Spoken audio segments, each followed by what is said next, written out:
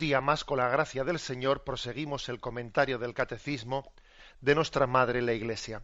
Sí, buenos días, ¿con quién hablamos? Mire, soy de Sevilla.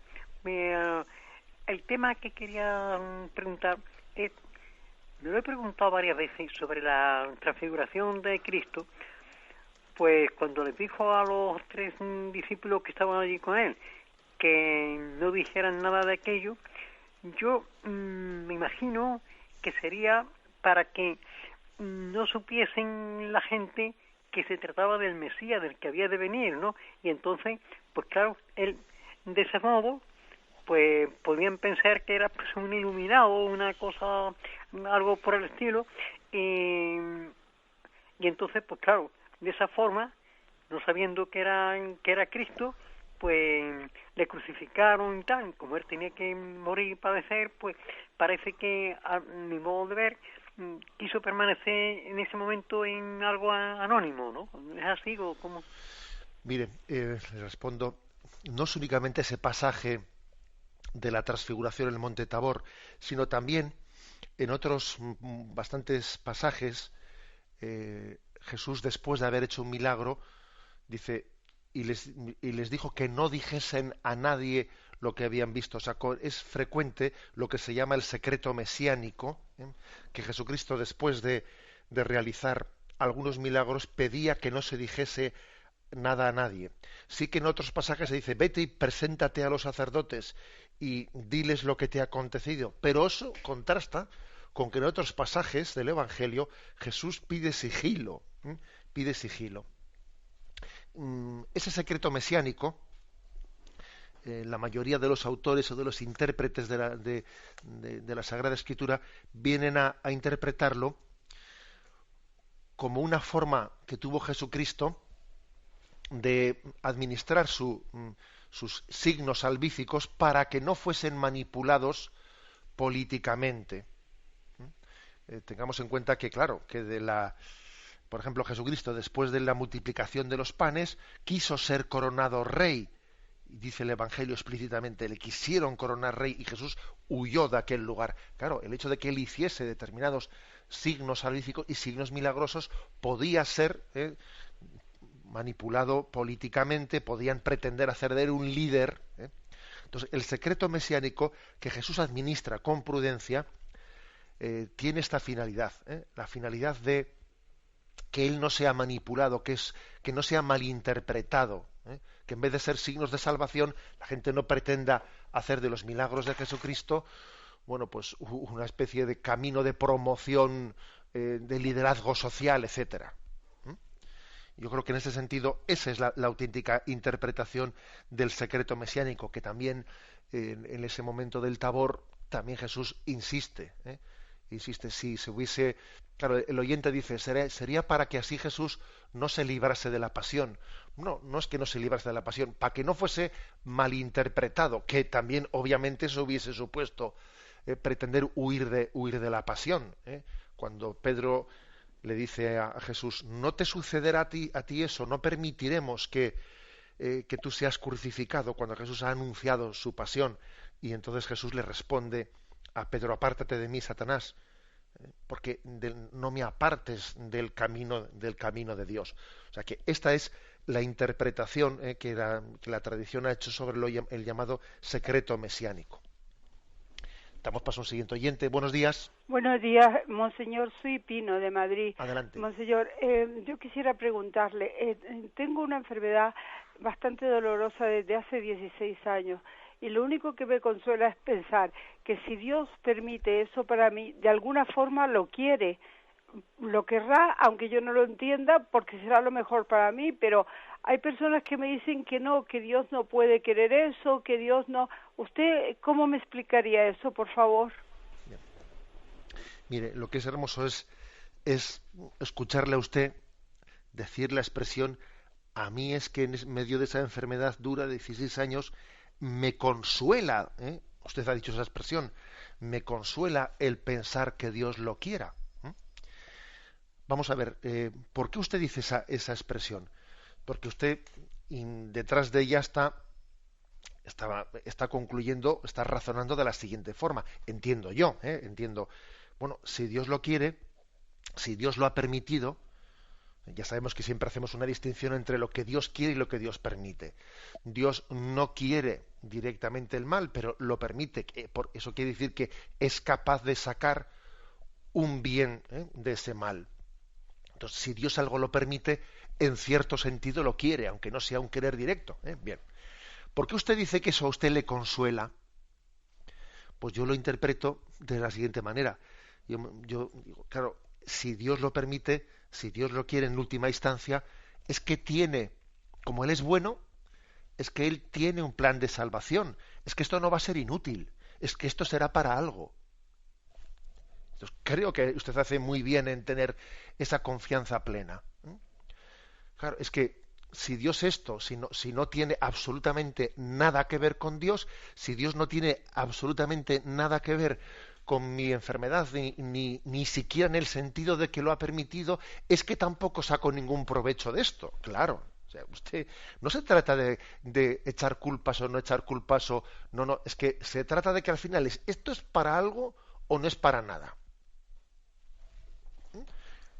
Entonces me parece que la palabra que usted ha pronunciado pues es muy aleccionadora para todos nosotros. Usted ha dicho, a mí me consuela pensar que Dios en última instancia lo quiera, porque entonces sé que Él va a sacar un bien de esto. Y por supuesto que lo va a sacar. Entre otras cosas, como hemos dejado de predicar y hemos dejado muy, muy en el olvido, como dice nuestro Papa Benedicto XVI, ¿no?, en la encíclica Spe Salvi, hemos dejado muy en el olvido la predicación sobre la necesidad de purificación para llegar a ver a Dios. El tema del purgatorio, como lo hemos dejado muy en el olvido, entonces muchas cosas nos resultan incomprensibles. Porque claro que determinados sufrimientos en esta vida son una especie como de adelanto, adelanto de la necesidad de purificación que todos necesitamos. Y es mucho mejor purificar en esta vida que no dejar pendiente para purificar para la próxima. Esto que estoy diciendo forma parte de la fe católica. Es mejor purificar en esta vida que tener pendiente la necesidad de purificación en la próxima. O sea que, gracias por su testimonio delante de todos. Damos paso a un siguiente oyente. Buenos días. Hola, buenos días. Sí, soy María de Cartagena, Monseñor. Adelante, María. Encantada de escucharle. Pues mire, yo como hablaba también del sufrimiento, yo soy madre de familia numerosa y el sufrimiento siempre con el sufrimiento se llega luego a estar mucho mejor con uno mismo, es el día a día, ¿no? En fin, lo que yo quería interpretarle es que en la profesión que yo ejerzo tengo muchas madres que vienen para el tema del aborto y les estoy ayudando a pesar del poco tiempo que tengo.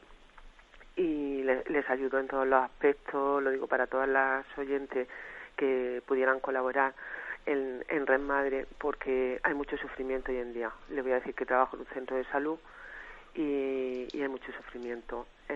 Y claro, todo el mundo se queda sin trabajo, o sea, las personas que tienen alrededor es siempre que cuánto sufro, pero yo creo que hay más sufrimiento en África. Aquí, gracias a Dios, tenemos muchísimos recursos. El trabajo que no haya es temporal, donde se cierra una puerta, siempre se abre otra, nos lo ha dicho siempre el Señor, y mucha fortaleza y mucha esperanza. Simplemente que aquellas personas que nos estén escuchando, que estén enfermas, que recen mucho por estas madres, porque son los futuros seres humanos que vamos a tener, aunque sea incluso para comprar una barra de pan, ¿no? Ese ser humano nos va a servir para todo. Y solamente pido eso, que estas madres que sufren, que no se preocupen, que otras madres, dentro de nuestras posibilidades que podemos, a pesar de tener estos hijos que Dios nos ha dado y que los ponemos al servicio de la sociedad, pues que nos ayuden todo lo que puedan, y que hay mucha gente más sufriendo, que siempre miremos al otro continente, que aquí tenemos mucha comida, muchísimos recursos, y que si no se puede pagar un recibo, seguro que dentro de 2 días se paga. Que no se preocupen, que sus hipotecas no van a peligrar y que todo va a salir bien. Nada, Monseñor, muchísimas gracias por dejarme intervenir. Gracias a usted.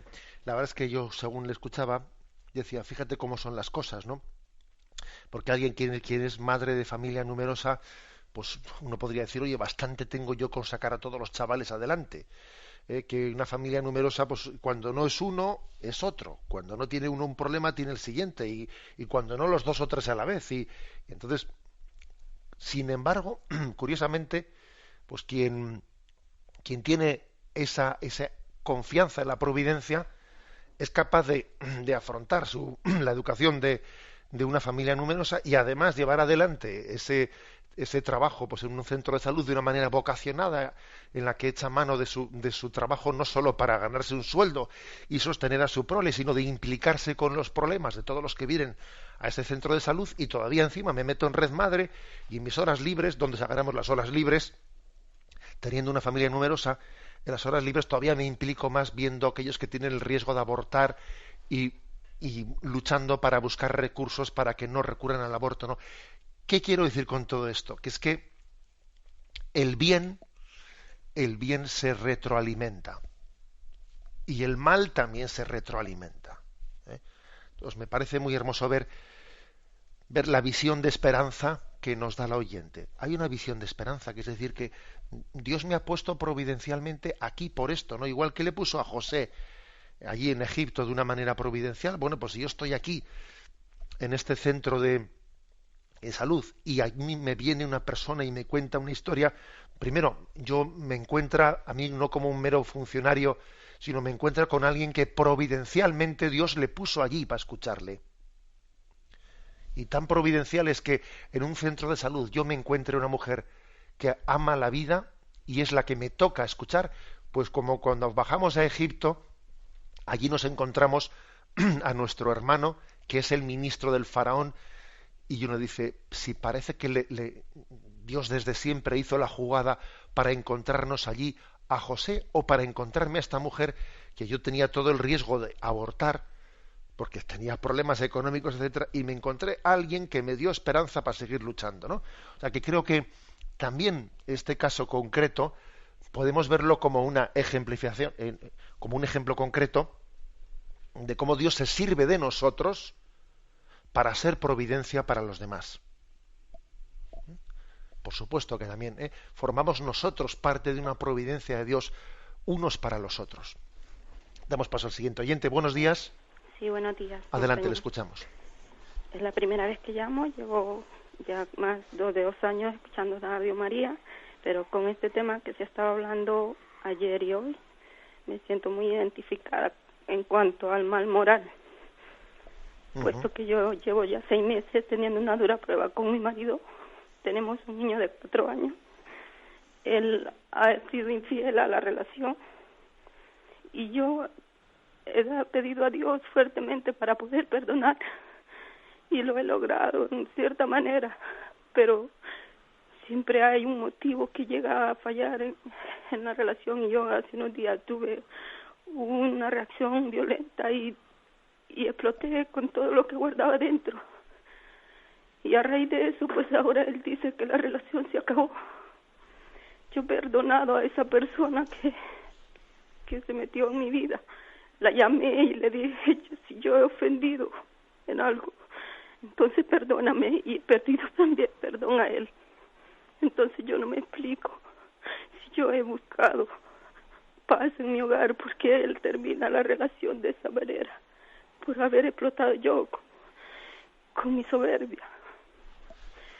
Yo solamente quiero un consejo, porque yo sé que, como dice usted, que todo mal viene con una providencia.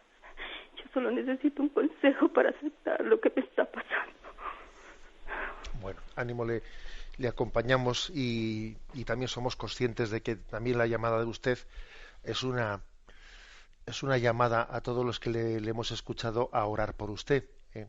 También creo que nos implicamos mutuamente, ¿no?, en los problemas de la vida, y me parece que Dios por algo nos pone a unos en el camino de los otros, y la propia radio también forma parte de esa providencia, sin duda alguna. El hecho de que la radio también salga al camino de nuestra vida, y acaso la llamada de usted también no forma parte de una providencia y de una llamada a que todos nos impliquemos en su caso concreto y en la oración. También esto forma parte de la providencia, no lo olvidemos. Bueno, yo creo que el hecho de que usted haya tenido pues ese estallido también implica lo que es la realidad de la vida, es decir, que nosotros queremos perdonar y a veces de manera heroica, queremos perdonar y nuestra voluntad va más allá de lo que nuestros afectos y nuestro mundo interior y nuestros sentimientos van, o sea, es decir, no es de extrañar que ese tipo de estallido, de falta de control se produzca en nosotros, porque la voluntad se adhiere mucho más fácilmente a la voluntad de Dios que otro tipo de sentimientos y de afectos que no controlamos tanto. Entonces, bueno, creo que también, por supuesto, su marido tendrá que tener un proceso de conversión, porque es profundamente injusto que él juzgue con dureza su estallido y, sin embargo, no haga una crítica de lo que él ha hecho, que es verdaderamente lo causante de todo. O sea, yo confío en que también este momento de crisis forme parte de una providencia para la conversión de su marido. Ojo que aquí es muy importante la conversión de su marido, porque obviamente debería de estar en una actitud, pues que encima que ha sido él el causante del problema, no encima estar reprochando de que su esposa en un momento determinado haya tenido una falta de dominio de sí misma. Luego confíe en que también Dios tiene una providencia hacia la conversión de su marido. Y dice usted, pues que igual yo, como perdí los nervios y dije lo que no tenía que decir y hice lo que no tenía que hacer, pues igual he sido yo la causante de que mi marido no se convierta. Bueno, vamos a ver. Pues ya lo sabemos que de que el ideal hubiese sido que no hubiese tenido un perfecto autocontrol, etcétera. Pero ahora también, habiendo ocurrido lo que ha ocurrido, su marido es testigo de una esposa que no es perfecta. Y usted no es perfecta, ni pretende serlo, ni se muestra así ante su marido, pero sí se muestra con deseo de santidad. Y él ve en usted a alguien que lucha por la santidad de una manera heroica, y yo creo que eso a él le tiene que ayudar para sentirse también llamado a la conversión. O sea, no se reproche usted, ahora no caiga usted ahora en una especie de autoinculpación, no. O sea, reconozca sencillamente que pudo perder los nervios un día, pero no caiga usted ahora en una especie de remordimientos interiores, porque me parece que Dios tiene que servirse también de esa, Dios quiere servirse de esa situación para llamarle a la conversión de su esposo. Y le encomendamos en esa situación todos los oyentes. Damos paso a un siguiente oyente. Buenos días. Hola, buenos días, Sí. señor Munilla, y muchas gracias. Soy Paqui de Alicante. Adelante, Paqui. Por si estoy en un error, yo pienso que el mayor signo de la misericordia de Dios es que al principio de la creación éramos sus criaturas. Y pues mediante el pecado original, después con la venida de Jesús y su muerte, pasamos de ser sus criaturas a ser sus hijos. No sé si estoy en un error. De acuerdo. Gracias. Bien, la palabra hijo de Dios, el término hijo de Dios, bueno, pues puede tener distintos niveles. En la Sagrada Escritura podemos encontrar algunos pasajes en los que se nos habla de que somos hijos de Dios como sinónimo de criaturas de Dios. Pero también es cierto que en la Sagrada Escritura se descubren también otros textos en los que se habla de ser hijo de Dios como algo recibido por la adopción de Jesucristo. Es decir, que en realidad, en el sentido pleno de la palabra, somos hijos de Dios por el bautismo, asociándonos de esa manera a la filiación divina de Jesucristo. Entonces, dependiendo de si el término hijo de Dios lo interpretamos en una forma más genérica, o en un término más propio, sacramental, bueno, pues podemos encontrarnos el decir todos son hijos de Dios, o especialmente por el bautismo hemos recibido una participación en la adopción filial participando de la filiación natural que tiene Cristo. O sea que, por lo tanto, ese término es interpretado, puede ser dicho en un sentido o en el otro, dependiendo de que se hable de una manera más genérica o más estricta o más propia. Damos paso a un siguiente oyente. Buenos días. Hola, buenos días. Sí, le escuchamos. Mire, yo cuando llegó la adolescencia, pues me hice rebelde a toda autoridad y quería ser autosuficiente y Dios de mí misma. Y cuando ha hablado sobre ese tapiz en donde se veían los nudos y que veremos cómo todo estaba bien hecho, pues yo veía ahora que sí estoy en la iglesia, que me ha acogido con ternura de madre, que me he encontrado con Jesucristo, pues he podido ver que todo ha sido para mi bien. Hay cosas que yo no entiendo porque yo no soy Dios, pero yo doy gracias a Dios por las personas que han rezado por mí cuando yo estaba perdida y cómo el Señor me ha traído a su iglesia. Pues sí, la verdad es que creo que esa especie de relectura de nuestra vida en clave de la providencia de Dios es maravillosa. El que alguien pueda, ¿no?, recibir la luz de Dios, la luz del Espíritu Santo para hacer lo que Dios le ha permitido hacer a usted ahora. Es decir, mira qué rebeldía que tuve, qué ciega estaba, pegaba palos de ciego, ¿no? Pegaba coces al aguijón, me rebelaba contra todo, y Dios tuvo la santa paciencia de aguantar mis palabras insensatas, mis palabras sin sentido, como Yahvé también escucha como Job dice palabras sin sentido y es una especie de herida que supura, y a veces Dios tiene, yo diría que como una doble técnica. Con la adolescente es sencillamente la paciencia de decir, a ver si cuando te terminan de dar vueltas la cabeza por encima de los hombros, a ver si la providencia te ayuda a que la cabeza, después de tanto girar, se quede mirando para adelante. Eso por una parte, es decir, la santa paciencia de Dios con el adolescente que no sabe ni lo que dice y se cree que es el rey del mundo. Y también la paciencia de Dios con los que sufren, porque es un poco el caso de Job, ¿no? Porque entiende que el dolor le está haciendo perder, el dolor le puede hacer perder el sentido de lo que dice, y entonces necesita supurar la herida, necesita supurar, y a veces cuando supura pues dice barbaridades, pero Dios tiene la paciencia de decir, bueno, déjate que diga la barbaridad, porque mira, por lo menos aunque me esté diciendo una barbaridad, está conmigo y me la está dirigiendo a mí. Y mientras que está dirigido de cara a Dios, bueno, pues aunque diga una barbaridad, pero bueno, por lo menos está delante de Dios. O sea, Dios tiene esa paciencia con el adolescente y tiene también esa paciencia con el que sufre, para que finalmente, llegado ese punto culminante de su vida, pueda hacer un cántico de alabanza a Dios por su misericordia. La bendición de Dios Todopoderoso, Padre, Hijo y Espíritu Santo, descienda sobre vosotros. Alabado sea Jesucristo.